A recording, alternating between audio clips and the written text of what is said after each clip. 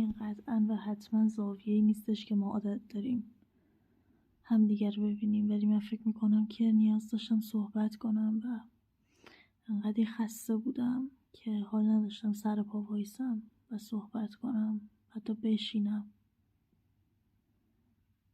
داشتم به این فکر میکردم که هر موقع من احساس بدبختی عملا کردم تو زندگیم، یا به خاطر آدم ها یا به هر دلیل دیگه ای احساس کردم که یک اعتمادی کردم و اون اعتماد مثلا بهش خیانت شده، همیشه یه آهنگی من گوش میکنم اینجور وقتا، Get Free لانا دل ری. یه تیکش هستش خیلی به نظرم قشنگه، سر همون یه تیکش هم من همیشه گوش میکنم. میگه که The arches are illusions. داره راجع به رنگین کمون حرف میزنه.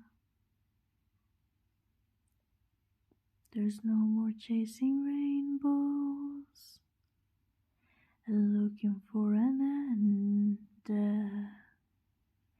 The arches are illusions,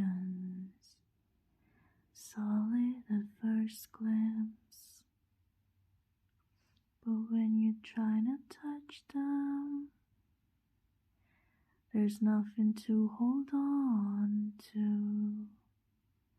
The arches are illusions. و به نظرم بهترین تعبیر از امیده، قشنگترین تعبیر از امیده. میگه که توی رنگی کمون رو میبینی، دنبالش میری و فکر میکنی که این یک تهی داره، این یه حالت جامد مانندی داره، سفت سخت، اگه دستتو مثلا بهش برسونی میتونی بگیریش، ولی واقعیت اینه که همچین چیزی وجود نداره.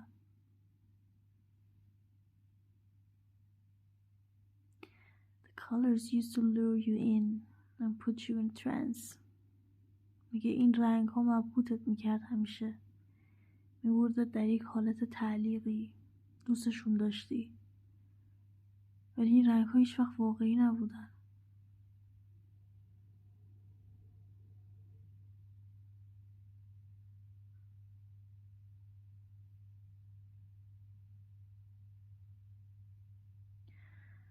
داغونم واقعا الان،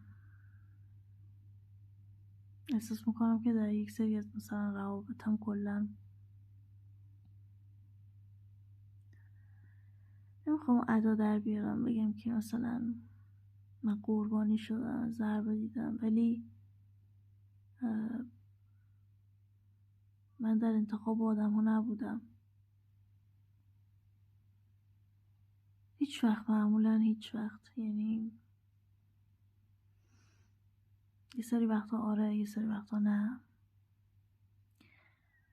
و امروز یه نفر یه حرفی بهم زد، گفتش که تو خیلی خوش شانس بودی که حداقل 2 نفر تو رو انتخاب کردن در طول زندگیت، چون بعضی هیچ وقت انتخاب نمیشن.